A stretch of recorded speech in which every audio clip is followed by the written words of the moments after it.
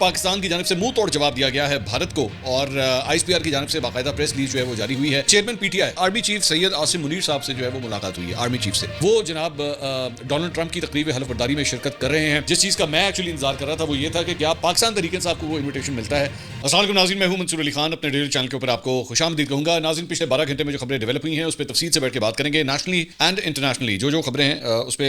تجزیہ بھی آپ کے ساتھ شیئر کریں گے. ریجنل جو پالیٹکس ہے ذرا اس کے بارے میں بات کر لیں. بھارت کی جانب سے جناب پاکستان کے اوپر ایک دفعہ پھر الزام لگایا گیا تھا دہشت گردی کا, تو آج پاکستان کی جانب سے منہ توڑ جواب دیا گیا ہے بھارت کو اور آئی ایس پی آر کی جانب سے باقاعدہ پریس ریلیز جو ہے وہ جاری ہوئی ہے. عام طور پہ ریسنٹلی ہم نے دیکھا ہے, خاص طور پہ پچھلے سال ڈیڑھ سال کے اندر, کہ بھارتی حوالے سے جو ہے وہ آئی ایس پی آر یا فوج اتنا زیادہ جو ہے وہ ووکل نہیں ہوتی. سو دس از کوائٹ انپریسیڈنٹڈ کہ اس سارے معاملے کے اندر جو ہے وہ پاکستان نے اپنی ایک بڑی اسٹرانگ پوزیشن لی ہے بھارت کے حوالے سے, اور اس کے بیک گراؤنڈ میں تھوڑی دیر میں بھی آپ کے ساتھ شیئر کرتا ہوں کہ آخر اس کی وجہ کیا ہے. آئی ایس پی آر نے کہا ہے کہ جی بھارتی آرمی چیف کا پاکستان کو دہشت گردی کا مرکز قرار دینے کا بیان منافقت کی کلاسیکل مثال ہے. ایک سینئر بھارتی فوجی افسر پاکستان میں دہشت گردی کرتے ہوئے پکڑا گیا. بھارتی جنرل نے اس بات کو مکمل نظر انداز کر دیا. آئی ایس پی آر نے کہا ہے کہ پاکستان کو دہشت گردی کا مرکز قرار دینے کا بھارتی آرمی چیف کا بیان نہ صرف حقائق کے منافی ہے بلکہ بھارت کی روایتی پالیسی کے تحت پاکستان پر بلا جواز الزام تراشی کرنے کی ایک اور ناکام کوشش ہے. یہ منافقت کی ایک کلاسیکل مثال ہے. یہ بیان دنیا کی توجہ بھارت کے زیر قبضہ جموں و کشمیر میں جاری مظالم, اقلیتوں کے ساتھ ناروا سلوک اور بھارت کی سرحد پار جبر کی پالیسیوں سے ہٹانے کی کوشش ہے. آئی ایس پی آر کے مطابق بھارتی جنرل نے ماضی میں مقبوضہ جموں و کشمیر میں تعیناتی کے دوران کشمیریوں پر بدترین مظالم کی نگرانی کی تھی. یہ سیاسی مقاصد کے تحت دیے گئے گمراہ کن بیانات بھارتی فوج کی سیاست زدہ ہونے کی عکاسی کرتے ہیں. دنیا بھارتی نفرت انگیز تقاریر اور مسلمانوں کے خلاف نسل کشی کو بھڑکانے والے بیانات سے بخوبی آگاہ ہے. آئی ایس پی آر نے کہا ہے کہ عالمی برادری بھارت کی سرحد پار قتل و غارت گری اور معصوم کشمیریوں پر بھارتی سیکورٹی فورسز کے مظالم و انسانی حقوق کی سنگین خلاف ورزیوں کو نظر انداز نہیں کر سکتی. یہ مظالم کشمیریوں کے حق خود ارادیت کے عزم کو مزید مضبوط کرتے ہیں جو اقوام متحدہ کی سلامتی کونسل کی قراردادوں میں تسلیم شدہ ہے. پاک فوج کے شعبہ تعلقات عامہ کے مطابق پاکستان کے خلاف دہشت گردی کے کسی غیر موجودہ ڈھانچے کا پروپیگنڈا کرنے کے بجائے حقیقت کو تسلیم کرنا بھارتی قیادت کے لیے بہتر ہوگا. یہ حقیقت کہ ایک سینئر بھارتی فوجی افسر پاکستان کی تحویل میں ہے, پاکستان میں معصوم شہریوں کے خلاف دہشت گردی کی کارروائیوں کی منصوبہ بندی کرتے ہوئے رنگے ہاتھوں پکڑا گیا. بھارتی جنرل نے اس بات کو مکمل طور پر نظر انداز کر دیا. آئی ایس پی آر نے کہا ہے کہ پاکستان اس قسم کی بے بنیاد اور جھوٹے بیانات کو سختی سے مسترد کرتا ہے. بھارتی فوج کی قیادت سے توقع کی جاتی ہے کہ وہ سیاسی ضرورتوں کے بجائے شائستگی, پیشہ ورانہ طرز عمل اور ریاستی تعلقات کے اصولوں کو مد نظر رکھے. اچھا, اب اس میں بیسکلی وجہ کیا ہے؟ آپ بھی حیران ہو رہے ہوں گے کہ بھارتی آرمی چیف کو اس قسم کا بیان دینے کی ضرورت کیا ہے کہ پاکستان کو اتنی سختی سے ریئیکٹ کرنا پڑا. اس کی بیسکلی 2-3 مختلف وجوہات. ایک تو آپ جانتے ہیں کہ امریکہ ایک بہت بڑی سپر پاور ہے اور اس کے اندر اقتدار کی تبدیلی ہونے جا رہی ہے اور 20 تاریخ کو جو ہے وہ ڈونلڈ ٹرمپ نے اپنے عہدے کا حلف اٹھانا ہے. اب ڈونلڈ ٹرمپ کے بارے میں جو ہے وہ یہ کہا جاتا ہے کہ وہ جو ایک اسٹیٹ کی فارن پالیسی ہے اس سے بالکل ہٹ کے جو ہے وہ اپنی فارن پالیسی کو امپلیمنٹ کرنے کی کوشش کرے گا. عام طور پہ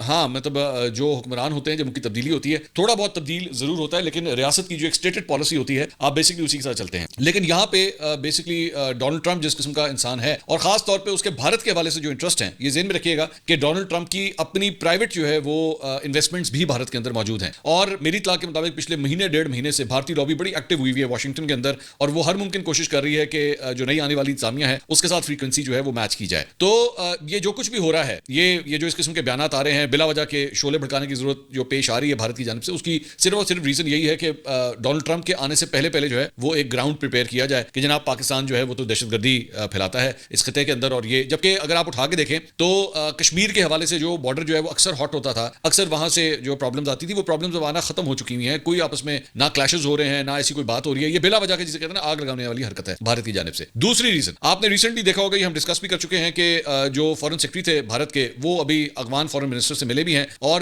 اس وقت یہ کوشش کی جا رہی ہے کہ کسی طرح دونوں کے ڈپلومیٹک جو معاملات ہیں وہ فل فورس کے ساتھ ایکٹیویٹ کیے جائیں. میں اس کی وجہ آپ کو بتاتا ہوں کہ بھارت جو ہے اس کا باقاعدہ ایمبیسڈر نہیں ہے اس وقت افغانستان میں, کیونکہ بھارت نے بھی جو ہے وہ ابھی تک افغانستان کی جو نئی مطلب انتظامیہ ہے طالبان کی, اسے ابھی تک ریکگنائز نہیں کیا ہے. صرف ایک ٹیکنیکل ٹیم وہاں پہ بھیجی ہوئی کابل کے اندر صرف روزمرہ کے معاملات کو دیکھنے کے لیے, ورنہ باقاعدہ طور پہ سفارتی تعلقات ابھی تک اس طرح بحال نہیں ہوئے ہیں. تو کوشش یہ ہے بھارت کی کہ کسی طرح جو ہے وہ اس کو معاملات کو جو ہے وہ پوری طرح ریزالو کیا جائے. اچھا, دوسری ان کو جو ایک اوپننگ نظر آ رہی ہے وہ پاکستان اور افغانستان کے درمیان پچھلے 2-3 مہینے میں جو بارڈر کے اوپر جو کلیشز ہوئے ہیں معذرت,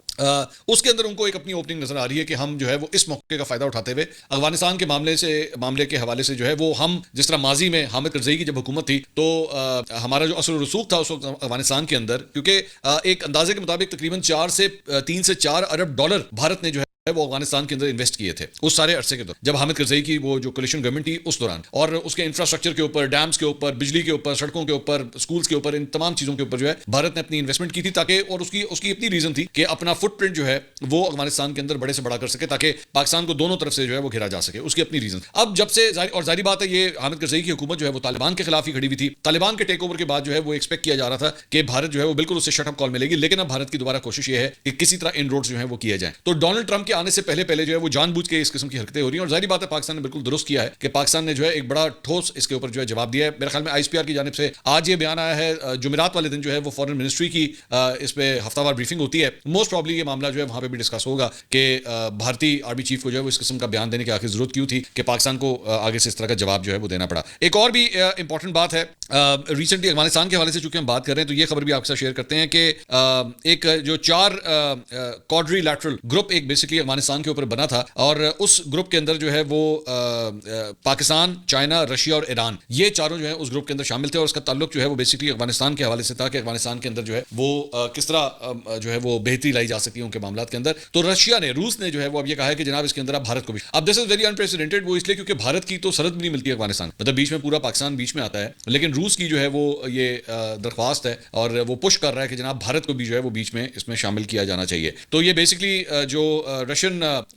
فارن منسٹر ہے ان کی جانب سے یہ بیان سامنے آیا ہے کہ بھارت کو بھی اس میں شامل کیا ہے۔ تو basically now you can understand کہ بیسکلی ایک پولیٹیکل شفٹ ہو رہا ہے اس خطے کے اندر، جس کی وجہ سے اب یہ بھی کوشش اٹیمپٹ ہو رہی ہے کہ بھارت کا اثر رسوخ جو ہے وہ بڑھایا جائے۔ تو جبکہ بھارت کے اپنے بھی بڑے مسائل جو ہے وہ چل رہے ہیں، مثال کے طور پر پچھلے ایک سال کے اندر 2024 کے اندر ہی جو ہے وہ 40 بھارتی فوجیوں نے جو ہے خودکشیاں کی ہیں۔ اب آپ اسی سے اندازہ لگا لیجئے کہ وہاں پہ بھارتی جو فوج ہے اس کے اندر کس قسم کا مرال ہے، کافی برا مرال ہے وہاں پہ، کیونکہ ظاہری بات ہے مختلف قسم کی جو موومنٹس چل رہی ہیں بھارت کے اندر، وہ ناگاپور کے اندر ہو، کشمیر کے اندر ہو، ان مختلف ایریاز کے اندر ہو، تو وہاں پہ بھارتی فوج جو ہے نا وہ مختلف جگہوں پہ لڑتی ہی رہتی ہے، اپنے ہی شہریوں کے ساتھ جو ہے وہ لڑتی ہی رہتی ہے، جس کی وجہ سے اتنی فرسٹریشن جو ہے وہ سامنے آتی ہے۔ اب ایک اور جو اس سلسلے میں جو خبر سامنے آئی ہے وہ یہ ہے کہ جناب منی پور، ناگالینڈ اور میزورم، ان کے دورے کے حوالے سے غیر ملکی جو صحافی ہیں، جو سیاح ہیں، ان کے وزٹ کے اوپر پابندی عائد کر دی کہ جناب انہوں نے وہاں پہ نہیں آنا۔ اب یہ ٹینشن ہے بیسکلی اسی وجہ، کیونکہ وہاں پہ انڈیپینڈنس کی موومنٹ جو ہیں وہ ان ایریاز کے اندر چل رہی ہیں، اور ان کو ڈر اس بات کا ہے کہ کوئی فورن انفلوئنس جو ہے ان سارے معاملات کے اندر وہاں پہ نہ آ جائے۔ اب بنگلہ دیش کے حوالے سے بھی بات کرنا چاہوں گا۔ بنگلہ دیش کی سابق وزیر اعظم حسینہ واجد جو کہ اس وقت بھارت کے اندر ہیں، ان کے اور ان کے خاندان کے کئی افراد کے خلاف کرپشن کے مختلف مقدمات میں تحقیقات جو ہے وہ جاری ہیں۔ بنگلہ دیش کی انسداد کرپشن کمیشن نے شیخ حسینہ واجد اور ان کے خاندان کے خلاف مختلف کیسز دائر کر دیے ہیں، اور شیخ حسینہ، ان کی بہن سائمہ وزیر اور دیگر افراد پر الزام ہے کہ انہوں نے غیر قانونی طریقے سے اراضی حاصل کی ہے۔ اس رپورٹ کے مطابق انسداد کرپشن کمیشن نے شیخ حسینہ، سائمہ وزیر اور 14 دیگر افراد پر طاقت کا غلط استعمال کرنے کا الزام عائد کیا ہے، اور شیخ حسینہ کی بھانجی اور برطانوی وزیر ٹیولپ صدیق پر الزام عائد کیا گیا ہے کہ انہوں نے کرپشن کرنے کی کوشش کی ہے۔ رپورٹ میں کہا گیا کہ 2015 میں روس کے ساتھ معاہدے میں جوہری پلانٹ کی قیمت بڑھانے کے معاہدے پر بھی تحقیقات جاری ہیں۔ شیخ حسینہ کے خاندان کے خلاف 3.9 ملین پاؤنڈ کی بدعنوانی کے الزامات جو ہیں وہ لگائے گئے ہیں، اور اس رپورٹ کے مطابق ٹیولپ صدیق پر الزام ہے کہ انہوں نے 10 ارب پاؤنڈ کے روپور پاور پلانٹ منصوبے میں کرپشن کی۔ ٹیولپ صدیق اور ان کے خاندان کے دیگر ارکان کے خلاف کرپشن کی تحقیقات جاری ہیں، اور بنگلہ دیش میں ان کے خلاف قانونی کارروائیاں جو ہیں وہ کی جا رہی ہیں۔ یہ میں آپ کو ابھی سے پریڈکٹ کر کے بتا رہا ہوں کہ جیسے ہی ڈونلڈ ٹرمپ جو آئے گا تو آپ دیکھیے گا کہ بنگلہ دیش کے اندر بھی جو ہے نا وہ بھارت اپنا اثر و رسوخ بڑھانے کی کوشش کرے گا، جو کہ اس وقت نیست و نابود ہو چکا ہے۔ حسینہ واجد کے نکلنے کے بعد، وہاں سے بالکل نکلنے کے بعد، وہ پوری بھارتی لابی کی سپورٹ کی وجہ سے وہاں پہ حکمرانی کرتی تھی، اور ان کے جانے کے بعد آپ نوٹ کیجئے کہ بنگلہ دیش اور پاکستان کے تعلقات آپس میں بہت بہتر ہو گئے ہیں۔ ٹورزم کے حوالے سے بھی جو ہے وہ گفتگو چینی چل رہی ہے، بزنس کے حوالے سے گفتگو چینی چل رہی ہے، اور جو ایک سینئر بنگلہ دیش فوج کے جو ایک آفیسر تھے وہ بھی یہاں پہ انہوں نے وزٹ کیا، اور یہاں پہ آرمی چیف کے ساتھ بھی ان کی ملاقات ہوئی ہے۔ تو بھارت جو ہے جو وہ اسپیس اس کے ہاتھ سے نکل چکی ہے اسے دوبارہ وہ کیپچر کرنے کی پوری کوشش ضرور کرے گا۔ اچھا جی، امریکہ کے حوالے سے جہاں پہ بات ہو رہی تھی تو بڑی خبر ایک سامنے یہ آئی ہے کہ جناب بلاول بھٹو زرداری وہ جناب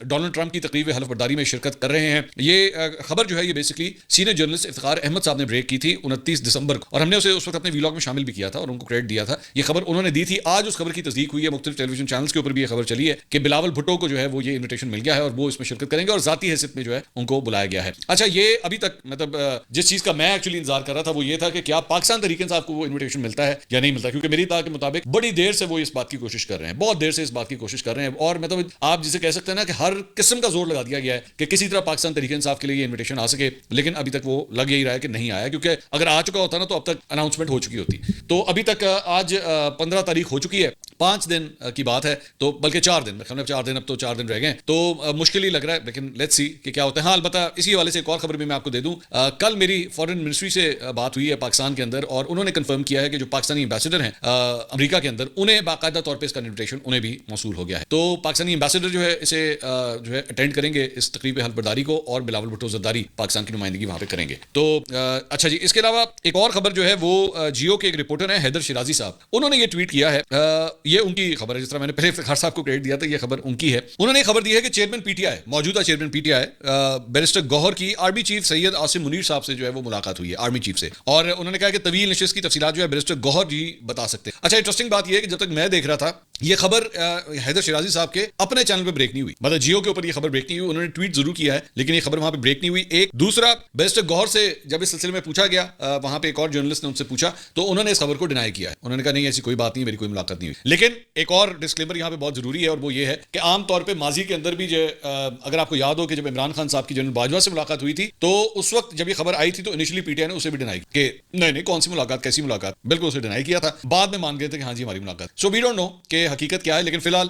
جو بیرسٹر گوہر ہے وہ کم از کو ڈینائی کر رہے ہیں کہ اس خبر میں کوئی حقیقت نہیں ہے. اس کے علاوہ جناب لاہور میں مسلم لیگ نون کا دفتر جلانے سے متعلق کیس کی سماعت انسداد دہشت گردی کی عدالت کے میں ہوئی, اور اس کے جج ارشد جاوید نے اس کی سماعت کی. ڈاکٹر یاسمین راشد, محمود الرشید, عمر سرفراز, اعجاز چودھری سمیت دیگر کو جیل سے پیش کیا گیا, جبکہ صنم جاوید حاضری کے لیے وہاں پہ پیش ہوئی. عدالت نے ڈاکٹر یاسمین راشد, عمر چیمہ, اعجاز چودھری, میاں محمود الرشید پر فرد جرم عائد کی. صنم جاوید سمیت 31 ملزمان پر فرد جرم عائد کی گئی. پی ٹی آئی رہنماؤں سمیت تمام ملزمان نے صحت جرم سے انکار کیا ہے. کیس کی مزید سماعت جو ہے وہ 23 جنوری تک ملتوی کر دی گئی ہے. اچھا, انٹرسٹنگ اس کے اندر ایک اور امپورٹنٹ بات یہ ہے کہ اس سے آپ کو نا کچھ چیزوں کا آئیڈیا ہوتا ہے. مثال کے طور پہ ایک تو پاکستان تحریک انصاف نے کہا ہے کہ جناب ہمارے جو قید جو سیاسی قیدی جسے کہتے ہیں انہیں رہا کیا جائے, تو رہا کرنا تو دور کی بات, یہاں پہ ان کے اوپر فرد جرم عائد ہو رہی ہے, مطلب یہ والی سچویشن. دوسری بات یہ کہ آج 15 ہے, پرسوں 190 ملین پاؤنڈ کیس کا فیصلہ جو ہے وہ آنے والا ہے. تو اس ساری چیز کے دوران فی الحال کوئی بھی ایسی چیز نہیں لگ رہی کہ کوئی بہت زیادہ پی ٹی آئی کو مارجن دیا ہو, سوائے اس بات کے کہ پاکستان تحریک انصاف کو آپ نے جو ہے وہ اتوار والے دن ان کی جو مذاکراتی کمیٹی تھی اسے عمران خان صاحب سے ملنے کی اجازت مل گئی, یہ ہوا ہے. اور زیادہ سے زیادہ اعجاز چودھری صاحب کے پروڈکشن آرڈر جاری ہوئے تھے, ان کو بھی جو ہے وہ پھر بھی نہیں آنے دیا گیا, وہ اجلاس میں شرکت نہیں کر سکے ہیں. اس کے علاوہ رانا ثناء اللہ صاحب نے کچھ بڑے حیران کن قسم کے بیانات دیے ہیں, ذرا وہ بھی میں آپ سے شیئر کرنا چاہوں گا. محمد مالک صاحب کے شو میں کل رات کو وہ تشریف لائے ہوئے تھے, تو وہاں پہ ان سے ایک سوال کیا گیا, تو انہوں نے کہا کہ تحریک انصاف ہمارے ساتھ جو مذاکرات, غور سے سنیے گا, انہوں نے کہا تحریک انصاف ہمارے ساتھ جو مذاکرات کر رہی ہے وہ ہماری بساط کے مطابق ہمارے ساتھ بات. اب بساط سے کیا مراد ہوگی؟ بساط ویسے تو اوقات, رتبہ, لیول, حیثیت, یہ مطلب ہوتا ہے بساط. تو کیا رانا ثناء اللہ صاحب کہہ رہے ہیں کہ آپ ہماری حیثیت کے مطابق جو ہے وہ ہم سے بات کریں. انہوں نے کہا معاملے کو آگے چلائیں, ڈیڈ لاک کی طرف نہ لے کر جائیں, ان کو مجھ سے بہتر پتہ ہے معاملات کا. تو اس کے 2-3 اینگل. ایک تو مطلب رانا صاحب جو ہے وہ ایڈمٹ کر رہے ہیں اس بات کی کہ اس حکومت کے دانت شانت نہیں, ٹھیک ہے, مطلب یہ ایک ٹوتھلیس قسم کی حکومت ہے, بالکل ویسی حکومت ہے جس طرح عمران خان صاحب کی. بلکہ ایکچولی انہوں نے ایک اور پروگرام میں یہ بات انہوں نے کہی بھی, شفا یوسف زئی ہیں ان کا پروگرام تھا, اس میں انہوں نے بات کی کہ جیسے 4.25 سال پی ٹی آئی حکومت بیٹھی رہی ویسے اب ہم بھی بیٹھے ہوئے ہیں. یہ تو بالکل انڈرسٹوڈ چیزیں ہیں, ان پر خام خواہ بیان کرنے کا کیا فائدہ. پی ٹی آئی والے کہیں گے کہ ہم نے الیکشن جیتا تھا, ہم جمہوریت کے علمدار تھے, ہم ایک جمہوری حکومت تھے, تو اس لیے ہم بیٹھے تھے. تو بھائی ہمارے متعلق بھی اچھے خیالات رکھیں, اگر ان جیسے کام ہم کریں گے تو پھر ہم کیوں نہیں جائیں گے, ہم بھی جائیں گے. تو رانا صاحب جو ہے نا میرے خیال میں بڑی ایک پریگمیٹک قسم کی اور بڑی ایک ریئلسٹک قسم کے اپروچ کے ساتھ جو ہے وہ تجزیہ دے رہے ہیں. اب مجھے نہیں پتا کہ اس تجزیے سے نواز شریف صاحب یا شہباز شریف صاحب کو بہت زیادہ امپریس یا خوش ہوں گے, لیکن یہ ریالٹی ہے, میرے خیال میں بالکل ریالٹی ہے کہ ان کے ہاتھ میں کچھ نہیں ہے, ان کے پلے کچھ بھی نہیں ہے, ان کے پاس طاقت شاقت کوئی نہیں ہے. بلکہ ابھی یہ جو میں ابھی آپ تھوڑی دیر پہلے جو میں آپ سے بات کر رہا تھا کہ جی عمران خان صاحب کے لیے جو ہے وہ اڈیالہ جیل میں ملاقات کا ارینج کیا گیا, تو زبان زدہ عام یہ بات تھی کہ اس ملاقات کو ارینج کرنے میں موجودہ حکومت کا کوئی ہاتھ نہیں. اس تالے کی چابی جو ہے وہ پنڈی کے پاس ہے, اسلام آباد کے پاس نہیں ہے. پنڈی اس چابی کو جب ہلاتا ہے تو تالا کھل جاتا ہے اور ملاقاتیں ہو جاتی ہیں, بالکل اسی طرح جیسا اعظم سواتی صاحب کی ہوئی تھی. تو یہ حقیقت ہے. اور افسوسناک بات یہ ہے, میں دوبارہ یہ کہنا چاہوں گا, میں نے پہلے بھی یہ بات کی تھی, افسوسناک بات یہ کہ پچھلے 10 سال کے اندر نا یہ اسپیس آپ کے ہاتھ سے ایک ایک کر کے آہستہ آہستہ کر کے جاتی رہی, اور اب بالکل نہ ہونے کے برابر ہوگی. کہ اب میرے خیال میں شاید اگلا لیول شاید یہ ہوگا کہ اسلام آباد کا جو ایس ایچ او ہوگا نا, شاید وہ بھی آپ ان کی اجازت کے بغیر نہیں لگے. میرے خیال میں اگلا لیول یہ ہوگا. تو بڑے بڑے عہدوں کے حوالے سے تو ظاہری بات ہے کلیئرنسز آتی ہیں, وہ آپ کو کلیئرنسز لینی پڑتی ہیں. تو لیکن اب چھوٹے چھوٹے عہدے بھی جو ہے نا آگے چل کے میرے خیال میں اسی طرح ہی چلیں گے کہ آپ ان کی اجازت کے ساتھ ہی آپ چلیں گے اگر آگے آپ نے چلنا ہوگا. اس کے علاوہ فخر درانی صاحب ہیں, سینئر جرنلسٹ, انہوں نے ایک بڑی انٹرسٹنگ خبر دی ہے. انہوں نے کہا کہ القادر یونیورسٹی میں 4 سال کے دوران صرف 200 اسٹوڈنٹس نے داخلہ لیا ہے. اس پروجیکٹ کی وجہ سے عمران خان اور بشرا بی بی کو قانونی مشکلات کا سامنا رہا ہے, اور شاید آنے والے دنوں میں اس پروجیکٹ کی وجہ سے انہیں جیل بھی جانا پڑے. تو سوال یہ ہے, یہ 200 اسٹوڈنٹس اگر یہ خبر ٹھیک ہے, فخر درانی صاحب از اے ویری کریڈیبل جرنلسٹ, ان کی خبر غلط نہیں ہو سکتی. 200 اسٹوڈنٹس تو ایک اچھے ٹیوشن سینٹر میں ہوتے ہیں. مطلب لاہور کے اندر اگر آپ وہ ہیں رانا اکیڈمی اس طرح کے اور بھی ہیں, تو یہاں پہ اگر آپ چلے جائیں تو 200 بلکہ 200 تو کم بتا رہا ہوں میں, 200 سے بھی زیادہ ہوتے. تو یہ القادر یونیورسٹی جس کا اتنا 458 کنال زمین, 190 ملین پاؤنڈ کیس, 50-60 ارب روپیہ ایک اماؤنٹ جو بنتی ہے, تو 458 کنال زمین کے اوپر جو یونیورسٹی بنائی گئی اس میں 200 اسٹوڈنٹس نے اب تک صرف پارٹیسپیٹ کیا یا ایڈمیشنز لیے ہیں, تو یہ تو نہ ہونے کے برابر. خیر یہ ایک ڈیٹیل جو ہے وہ یہ سامنے آئی ہے. اس کے علاوہ ایک اور خبر میں امریکہ کے حوالے سے مس کر گیا, وہ میں شیئر کرنا چاہوں گا. یہ کل بیسکلی واقعہ پیش آیا ہے واشنگٹن ڈی سی میں, جہاں پہ امریکی سیکرٹری خارجہ اینٹونی بلنکن جو ہے وہ میڈیا سے گفتگو کر رہے تھے. اسی دوران جو ہے ان کے خلاف ایک خاتون کھڑی ہوئی اور انہوں نے وہاں پہ احتجاج کرنا شروع کر دیا. خاتون اینٹونی بلنکن کو وزیر خارجہ کی جگہ نسل کشی کا وزیر قرار دیتے ہوئے کہا کہ ہم تمہیں معاف نہیں کریں گے. حجاب پہنے خاتون نے کہا کہ اینٹونی بلنکن تم نسل کشی کے سیکرٹری ہو اور تمہاری وجہ سے ہزاروں لوگوں کی نسل کشی ہوئی ہے, تم نے انسانیت کی تذلیل کی ہے. اینٹونی بلنکن نے خاتون کے احتجاج پر جواب میں کہا کہ میں آپ کے نقطہ نظر کا احترام کرتا ہوں. بعد میں انتظامی اہلکاروں نے خاتون کو پکڑ کر کمرے سے باہر نکال دیا. یہ جو خاتون تھی بیسکلی فلسطینیوں کے حق میں جو ہے وہ یہ احتجاج کر رہی تھی, اور اس کا اس حوالے سے وہ اینٹونی بلنکن کو نشانہ بنا رہی تھی.